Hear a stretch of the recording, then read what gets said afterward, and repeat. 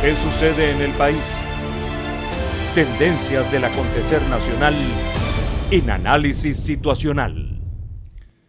Bienvenidos a Análisis Situacional. Recuerde, no basta con estar bien informado, hace falta análisis situacional. Hoy nos acompaña el fiscal general de la República Bolivariana de Venezuela, Tarek William Saab, abogado, político, poeta venezolano. Formó parte de la Asamblea Nacional Constituyente en 1999, fue diputado a la Asamblea Nacional por el Estado Anzoátegui, fue gobernador del Estado Anzoátegui entre el 2004 y el 2012 y también fue defensor del pueblo en el 2014. Además, el fiscal general de la República tiene una extraordinaria trayectoria literaria. Comenzó a escribir a los 14 años cuando estudiaba en el Liceo Briceño Méndez del Tigre. En los años 80 sus poemas llegan hasta las páginas de papel literario en el Nacional. Ha escrito o editado unos 11 libros, entre ellos el más reciente, un libro de crítica literaria, Hoguera de una adolescencia intemporal. Bienvenido, fiscal. Gracias, Cheme, por la invitación y feliz año para todos tus televidentes. Feliz año, fiscal. Le recuerdo que la Fiscalía tiene una aprobación, una imagen positiva para 2 de cada 3 venezolanos. O sea, más del 60% tiene una opinión favorable acerca de la gestión de la Fiscalía General de la República. Sí, bueno, yo creo que, empezando rapidito, eso es parte de un esfuerzo sostenido y diario, porque llegar a eso no es algo aislado. Es sostenido y diario, permanente, de autoevaluación, de constante inspección, de control y seguimiento, que te lleve a eso que hoy el pueblo siente, que hay un Ministerio Público sólido, muy fortalecido, cada día avanzando más en los temas trascendentales del país, pero también en los pequeños temas, los llamados delitos menos graves, que si tú no los atacas a fondo y de manera oportuna, se convierten luego en reincidencia en delitos graves. Y se agravan, exacto. Entonces yo creo que eso no es casual.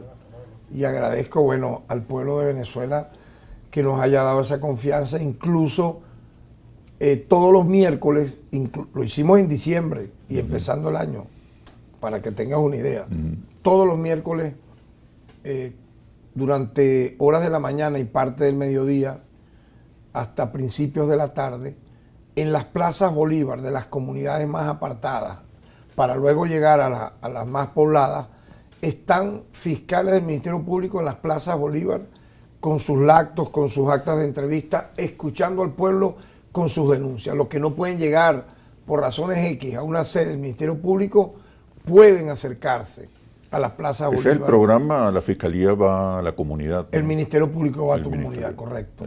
Excelente. Hasta eso pues lo hemos hecho, hemos dispuesto igualmente de atención personalizada y directa, que yo mismo lo he hecho en varios lugares del país, aquí en Caracas, en las entradas de todas las sedes de la Fiscalía.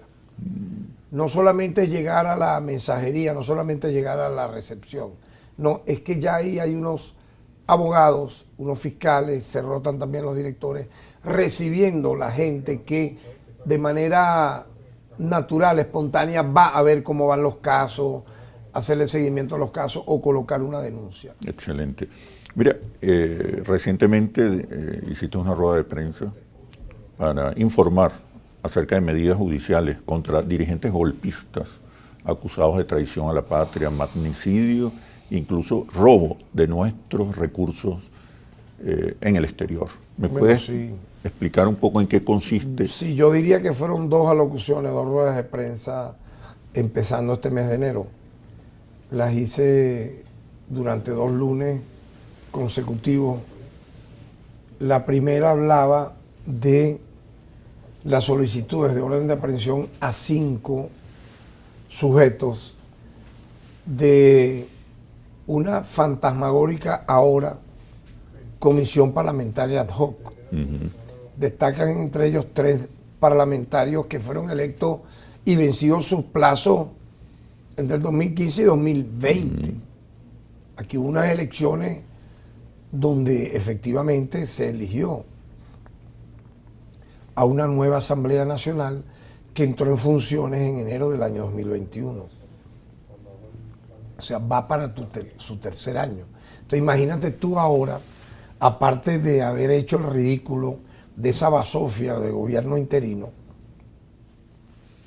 venir ahora a hacer una especie de alcance de aquella situación fallida como excusa para robar los activos de Venezuela en el exterior. Eso lo conoce hasta un niño pequeño. O sea, es la excusa para seguir robando y saqueando, de eso vamos a hablar con cifras más adelante, los activos de Venezuela en el exterior. Entonces, esas medidas que solicitamos son contra Dinora Figuera, Marianela Fernández y Auristela Vázquez, quienes pretenden usurpar los cargos de directivos en la Asamblea Nacional, que cesó, repito, en sus funciones.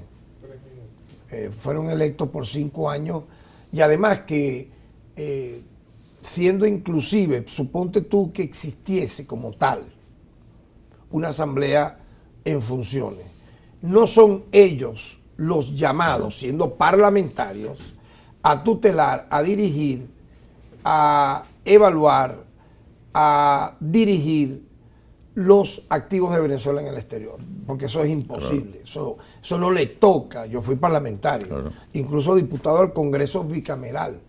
En tu introducción se te pasó esa parte.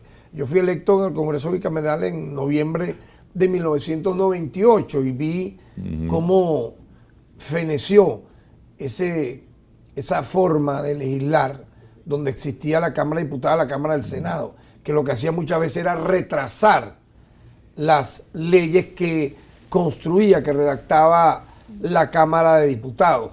Y entonces, y luego, bueno, fuimos constituyentes, redactamos la nueva Constitución del 99, que dio lujo a una asamblea unicameral. Y las funciones de un parlamentario, incluso en el Congreso bicameral y en la Asamblea Nacional actual unicameral, no son jamás, según la Constitución y la ley, darle poder a unos parlamentarios para que ellos tutelen y dirijan y distribuyan los activos de Venezuela fuera del país. O sea, eso es imposible. Eso es una excusa para robar, como se ha demostrado. En tal sentido, nosotros... ¿La acusación en concreto? Son por los delitos de usurpación de funciones, están usurpando funciones que no le corresponden. Traición a la patria, legitimación de capitales porque están lavando dinero que son previamente robados y asociación para delinquir.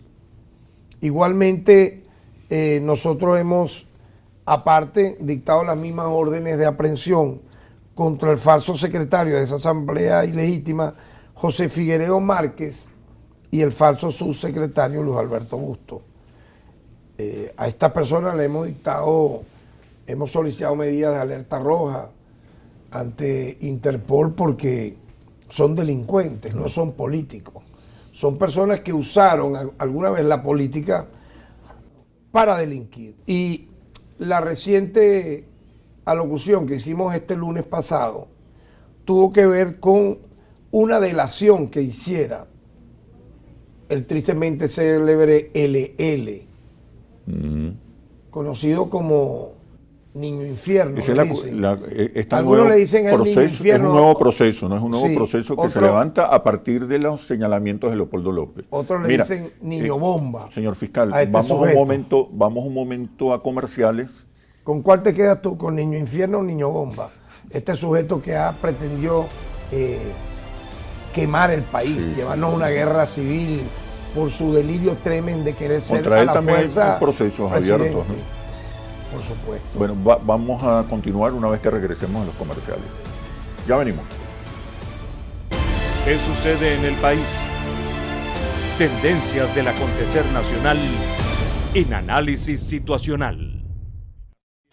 ¿Qué sucede en el país? Tendencias del acontecer nacional en análisis situacional.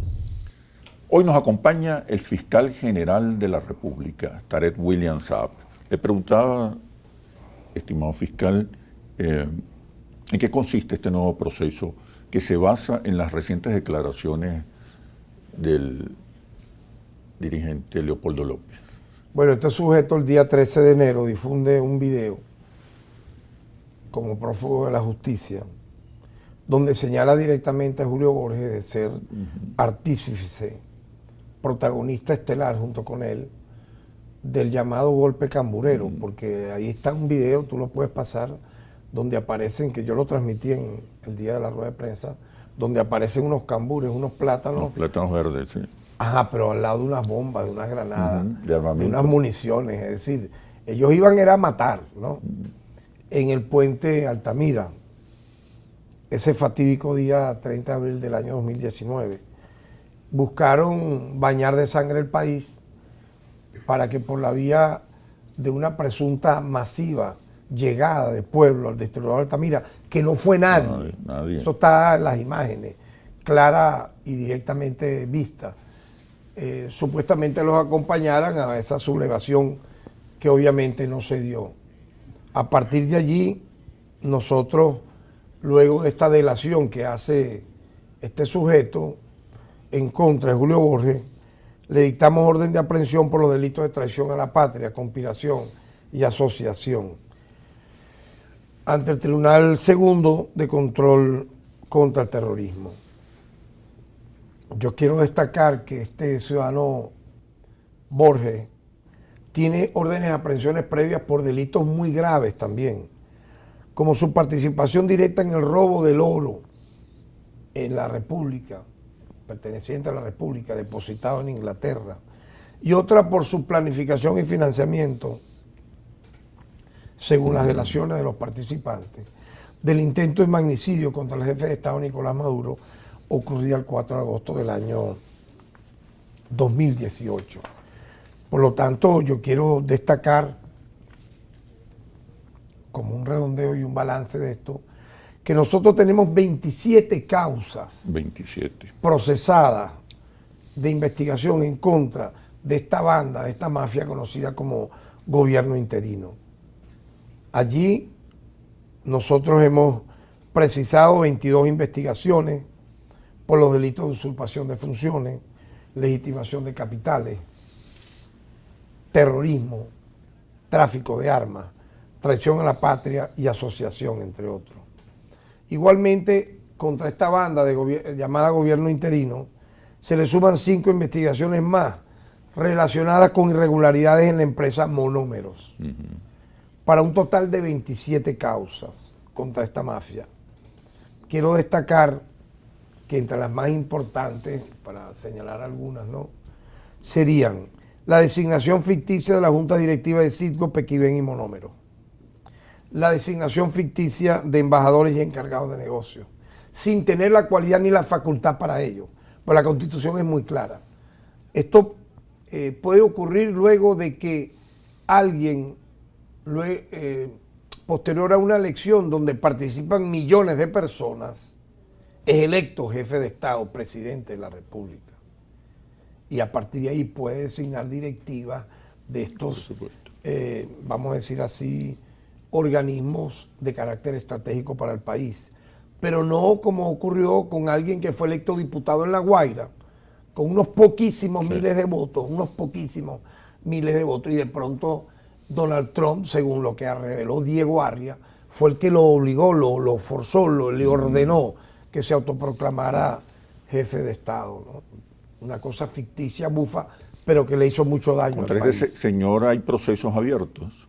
Sí, obviamente, por todo esto que te menciono. No hay decisiones todavía robo de judiciales. activos realizado bajo un falso esquema de recuperación de activos a través de la asignación directa de irritos y viciados contratos con el consorcio Caribbean Recovery Asset, desvío de fondos y ayudas humanitarias. Bueno, mira, allí tenemos un daño patrimonial brutal. Yo quiero recordarlo. Desde el 2015 Venezuela perdió un promedio de 44.000 millones de dólares cada año.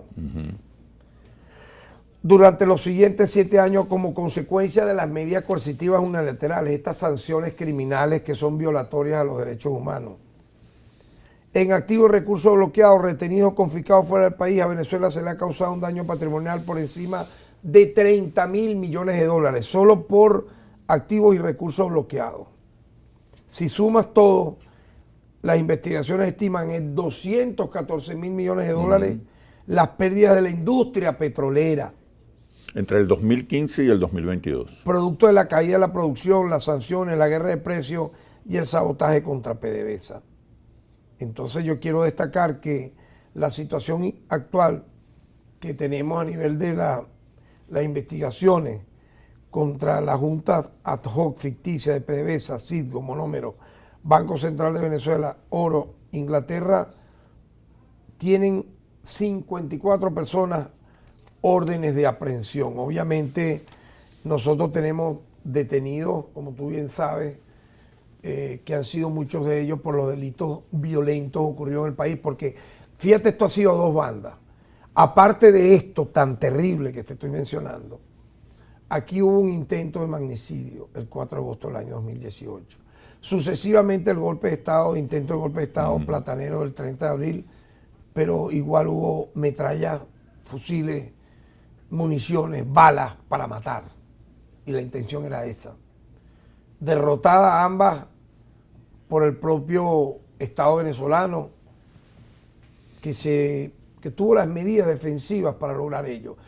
Pero no conforme con eso, en plena pandemia, en mayo del año 2020, pudimos conocer la incursión mercenaria, la operación Gedeón, que tuvo dos fases, la 1 y la 2, ambas también derrotadas. Yo quiero destacar que el Ministerio Público ha sido por esta vía entonces la columna vertebral para garantizar la paz de la República. Porque la acción del Ministerio Público ha sido oportuna, ha sido objetiva, dirigiendo las investigaciones con los órganos auxiliares de justicia para lograr condenas en todos estos casos.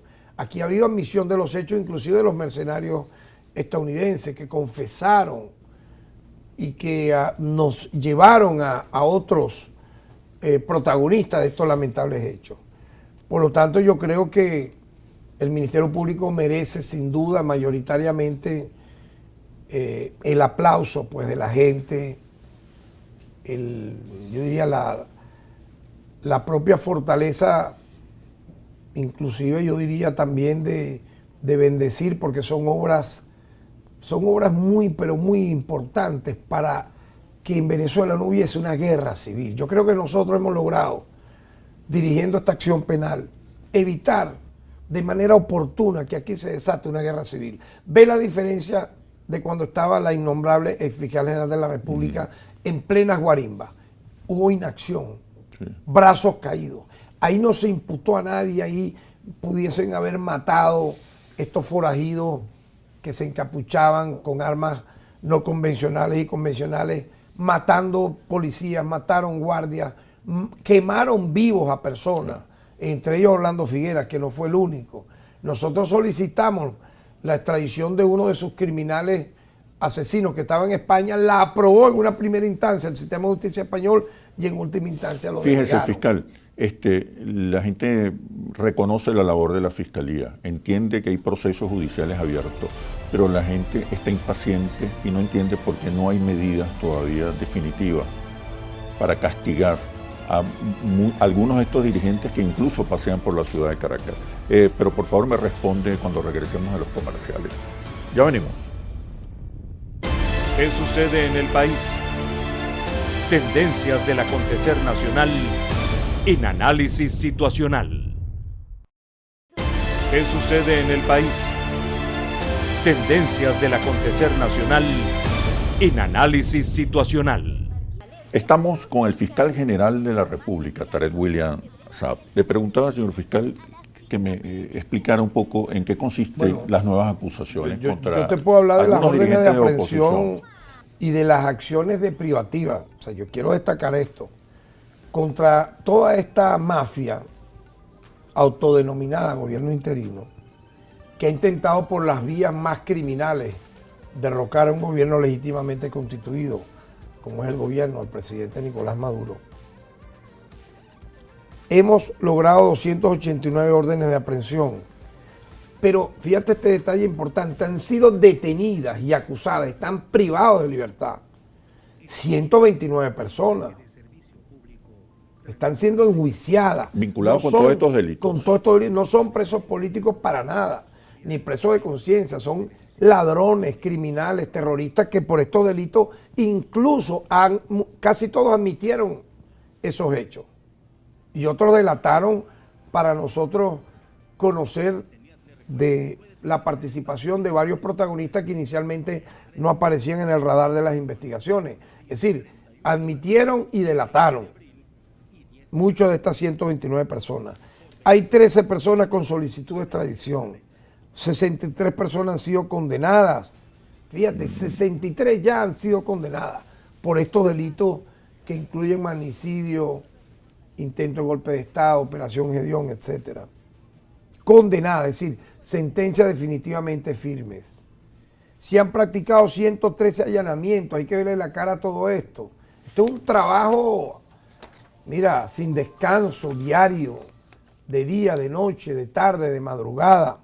Se han realizado 149 incautaciones y se han dictado 261 medidas reales, aparte de las que son las llamadas corporales, pues. En tal sentido, yo diría que ha sido una gran victoria del Estado de Derecho venezolano sobre toda esta mafia, ¿no? Y yo creo que hay este año un momento estelar para que, pasada toda esta desgracia violenta, la mesa de diálogo que se ha instalado en México, que ha avanzado, donde incluso se ha acordado el desbloqueo de miles de millones de dólares, un poco más de 3.000 millones de dólares, para ser usado en derechos humanos de carácter social y colectivo.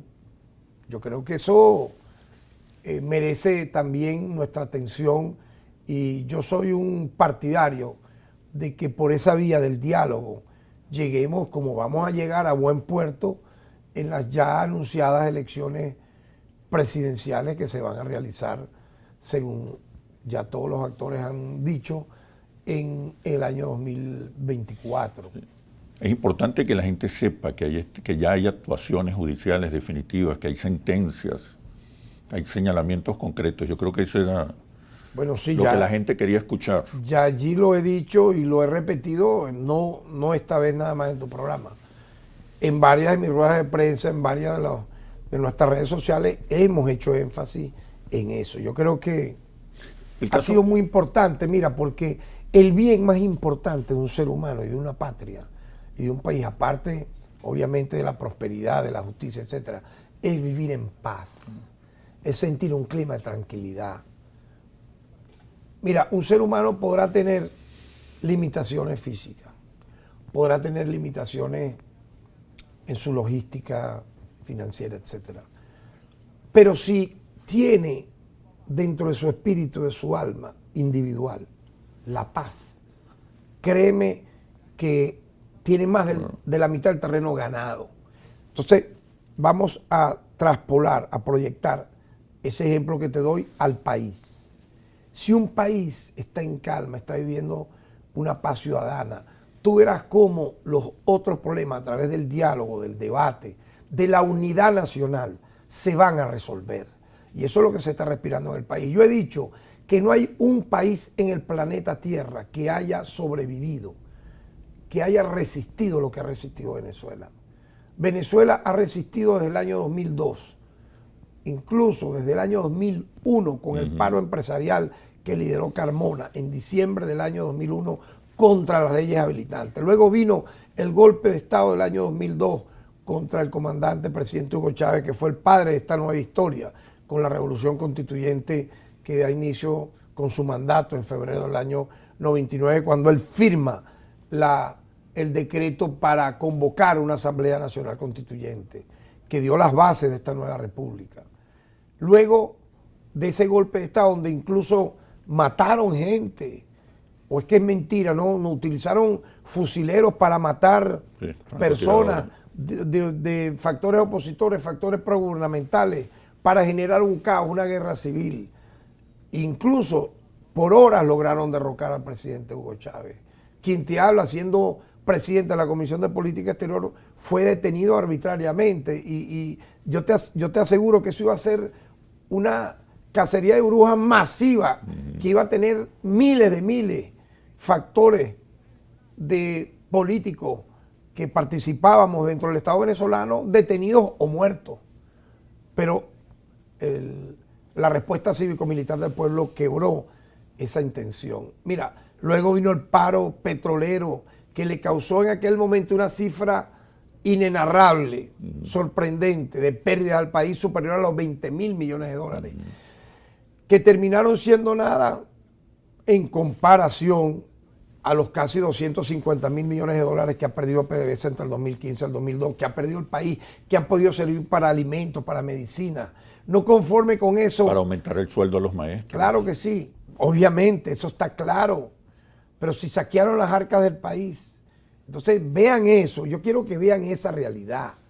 O sea, un país que entre los meses de noviembre, diciembre, enero, febrero, marzo de los años 2002, 2003, tuvo su industria petrolera paralizada, sin producir un solo barril, y logramos salir de allí airoso. Luego, mira, hubo un momento de estabilidad. Salir en paz, además. Hubo un momento de estabilidad en el país que logró la reelección del presidente Chávez en el año 2006, luego en el 2012. Pero a raíz de su lamentable fallecimiento en el año 2013, los demonios se agigantaron. Y empezó una segunda fase perversa. Gana Nicolás Maduro la presidencia de la República y se intentó por la vía violenta desconocer esa victoria, pero el pueblo no salió a hacer esa macabra acción planificada por esos factores opositores. Luego, cuando se da la elección, fíjate tú, de alcaldes en diciembre de 2013, donde factores de la oposición logran victorias importantes, mayoritariamente ganan los factores pro gobierno, pero igual hubo reuniones en Miraflores. Se pensó que todo iba a estar tranquilo, pero vino entonces el plan diabólico de este sector extremista que ha sido el más terrible, el más demencial que ha conocido la historia del hemisferio occidental, con la salida, pero eso es simplemente un ensayo de guerra civil lo que lanzaron, más de 40 muertos, casi 1.000 heridos, sin importar nada, buscando que, por esa vía violenta, desconociendo lo que había ocurrido en el 2013, con estas dos elecciones, ir por el atajo de la vía violenta como método de asaltar el poder. Obviamente asediaron de una manera tan terrible al país que lograron a nivel internacional crear toda una mala propaganda contra el país, de que aquí esto era un país que no servía, que estaba todo fallido en el piso, que no había economía, que no había nada, y se van a la guerra económica en el año 2015. Recordemos todo lo que implicó ese fenómeno conocido como el bachaquerismo, el bombardeo a lo que implicaba el consumo de alimentos, todo el 2015. Entonces, fíjate, para terminarte, eso sentó las bases para que la oposición obtuviera la victoria de la Asamblea Nacional en diciembre de 2015.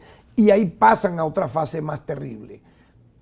Perdón, en el Estado hay 5 poderes: poder electoral, poder ejecutivo, poder ciudadano, poder legislativo y el poder, obviamente también, que no puedo dejar de olvidarlo, el poder popular. ¿Dónde lo vas a dejar? El poder de las masas, de la gente. Entonces, teniendo el poder ellos legislativo, quisieron someter al ejecutivo, al electoral, al judicial, al ciudadano, los otros 4 poderes. Pones un sexto poder, el poder popular. Eso es insólito, eso no ha pasado. Intentaron lo que ha sido los golpes parlamentarios que tuvieron éxito en Honduras, en Paraguay, derrocando a Zelaya y al obispo que fue presidente en Paraguay.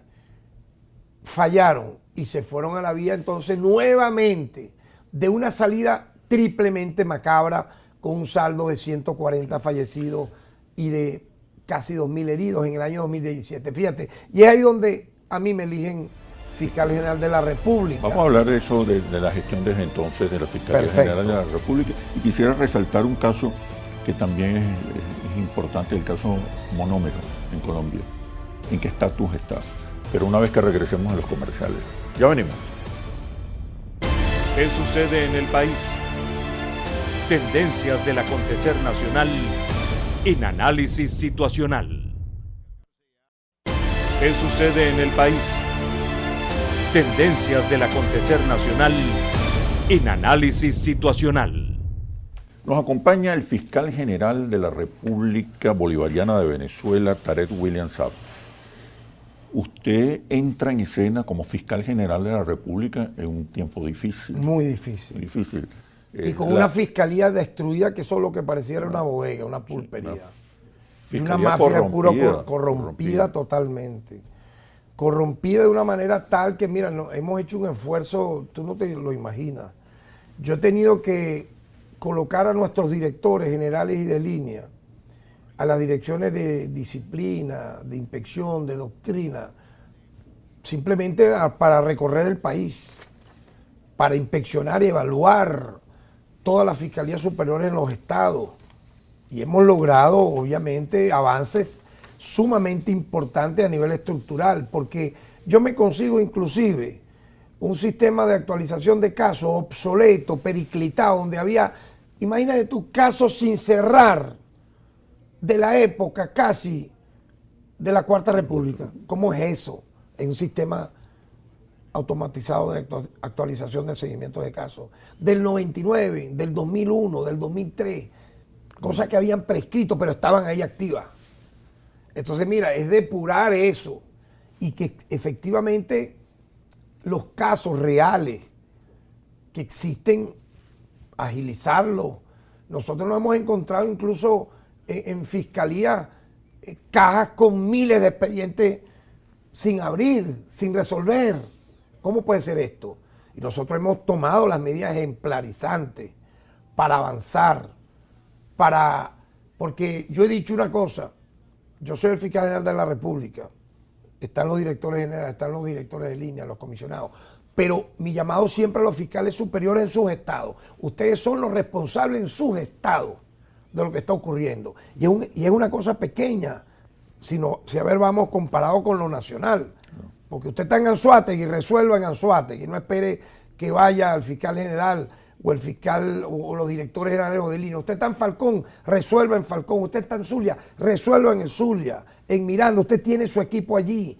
Entonces, yo estoy encima de eso, haciendo directorios permanentemente, conversando con los directores generales de línea, fiscales superiores, fiscales nacionales, para lograr revertir, y lo hemos logrado, 5 años después, esa realmente piltrafa de institución que conseguimos, lamentablemente, donde no se premiaba al funcionario que tenía las verdaderas herramientas jurídicas, técnicas, legales, sino se le dejaba en la retaguardia. ¿Por qué? Porque había una mafia. Si la propia ex fiscal general era la jefe de la mafia, con su esposo y familiares, ¿qué otros logros? Una banda. Entonces, bueno, yo creo que esa depuración, buscando la excelencia, buscando el ascenso, digamos, de una nueva manera de hacer justicia, tomando desde los casos macro hasta los casos más, seguramente, considerados en algún momento delitos menos graves, que te advierto, no son para nada invisibles, todo lo contrario. Tú tienes que empezar de lo pequeño a lo mediano a lo grande, simultáneamente. Entonces yo creo que están a la vista una gestión realmente impresionante en las nuevas maneras de cómo lanzar programas de acción también en defensa, por ejemplo, de la familia, de la mujer, de los niños, de los adolescentes. Se ha avanzado mucho en la lucha contra el acoso escolar No, mira, yo creo que es importante, fíjate tú, el año pasado la campaña contra el acoso escolar logró 605 actividades en 316 centros educativos públicos y privados del país, con una participación de 15.564 estudiantes, docentes, padres, madres, representantes.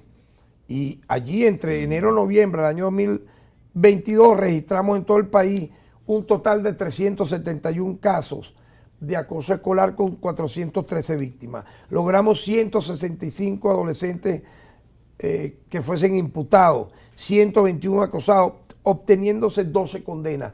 ¿Y por qué es importante esto? Bueno, mira, porque está comprobado que el bullying, el acoso escolar, puede inducir a la deserción escolar de un niño, de un joven. Puede inducirlos al suicidio, a enfermedades irrecuperables. Oye, entonces eso no puede ser. Yo he visto con mucha atención cómo va mutando los valores de las nuevas generaciones. Nosotros tenemos que mantener los valores en lo personal. Yo nací en los años 60.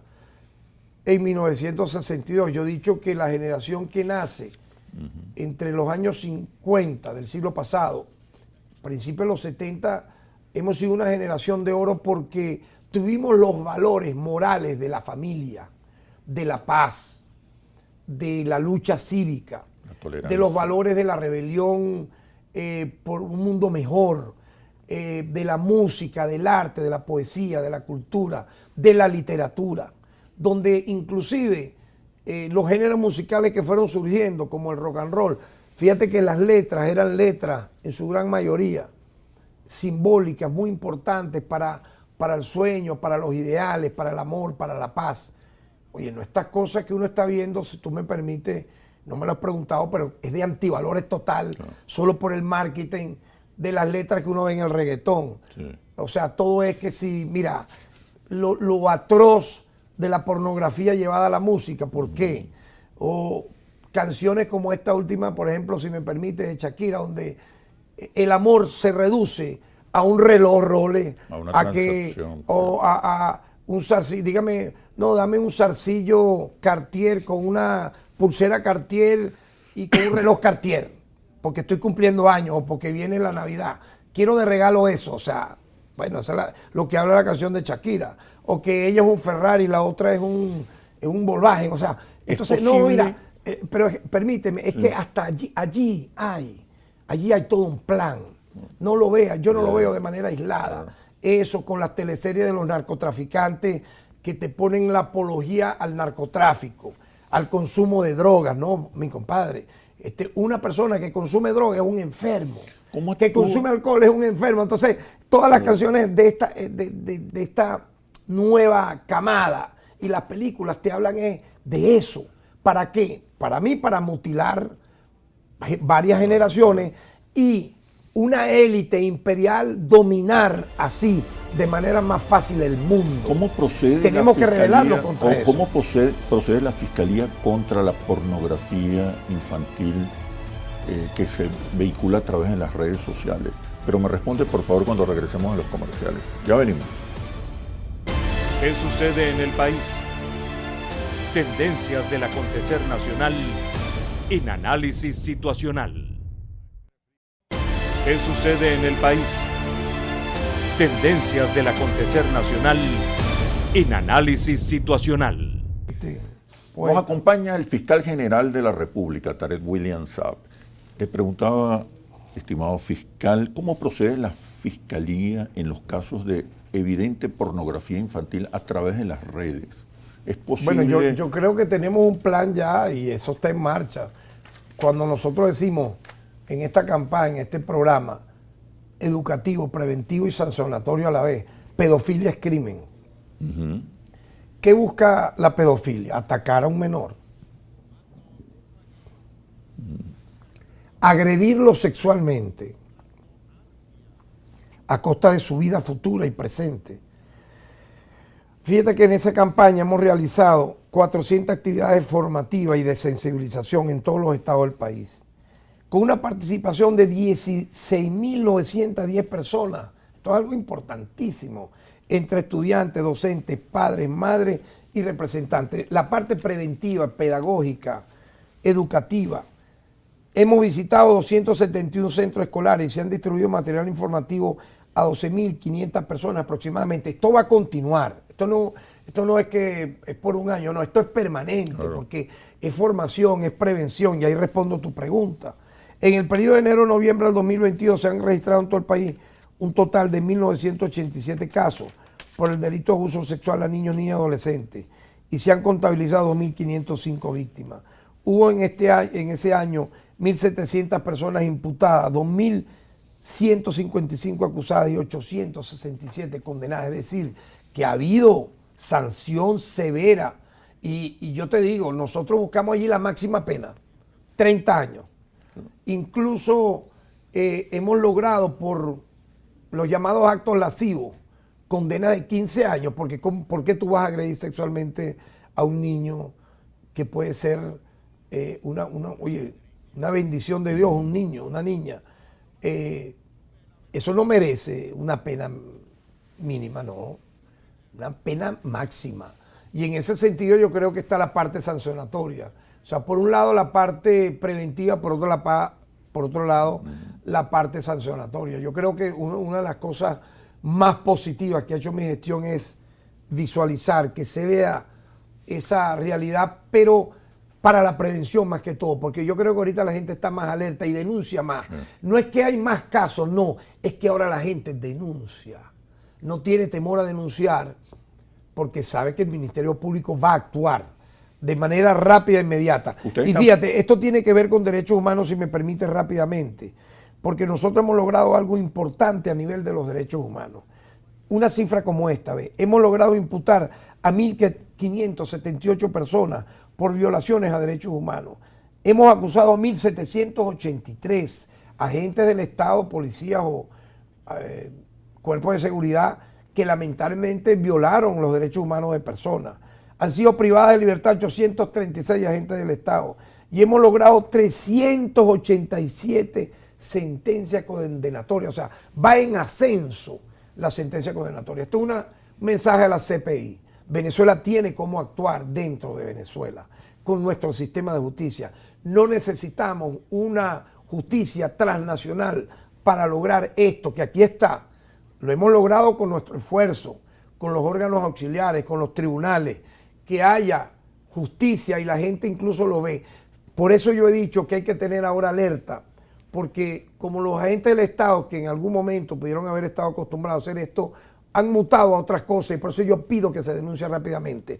Te pongo el ejemplo de un barbero en Maracay, Aragua.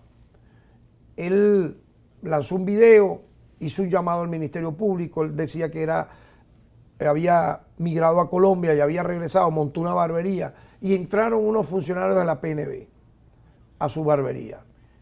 Robaron el televisor, eso yo lo he alertado otras veces. Eso es tipo de allanamiento sin orden judicial, sin presencia del Ministerio Público, sin presencia de la Defensoría del Pueblo. Eso hay que denunciarlo rápido. Él lo denunció. Se robaron unos recursos que él tenía en una de las gavetas. ¿Qué logramos nosotros? En tiempo récord, 12 detenidos. Al otro día ya, de la denuncia de él, nosotros hicimos la pesquisa correspondiente y logramos la detención de 12 de los funcionarios que participaron en ese lamentable hecho. Entonces, yo creo que como han visto la actuación del Ministerio Público tan severa en contra, por ejemplo, en el pasado, ejecuciones extrajudiciales, delitos de tortura, etcétera, ahora han mutado, han mutado este tipo de delitos, utilizando chapas, patrullas, armas del Estado. Eso es inaceptable, que es el delito de la extorsión, que es el delito del hurto, meterse en una casa uniformado y que, no, estamos buscando aquí a fulano, estamos buscando aquí a Chemel, no está, bueno, mira, conseguimos objetos de valor, se lo llevan. Eso es un delito.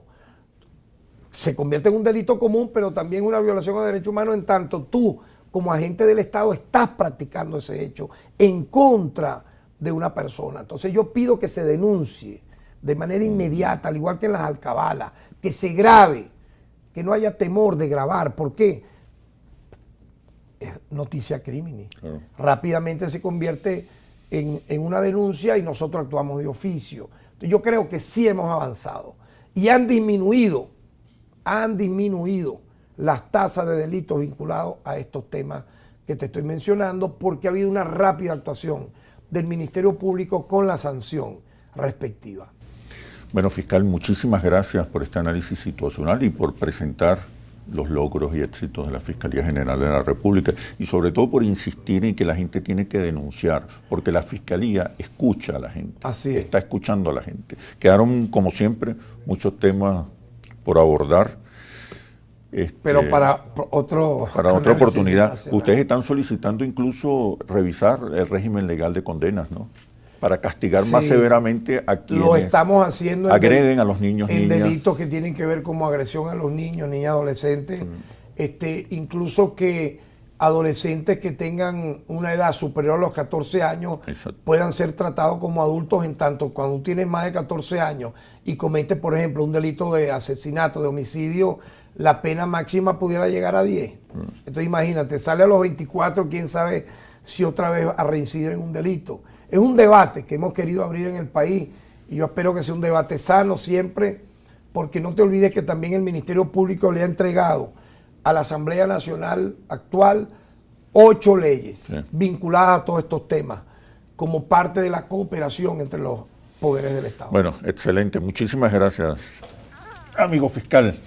A la orden. Y esperemos que la Fiscalía siga escuchando a la gente. Así es. Nos vemos en un próximo análisis situacional por Globovisión, periodismo independiente, libre, responsable y veraz. Hasta pronto.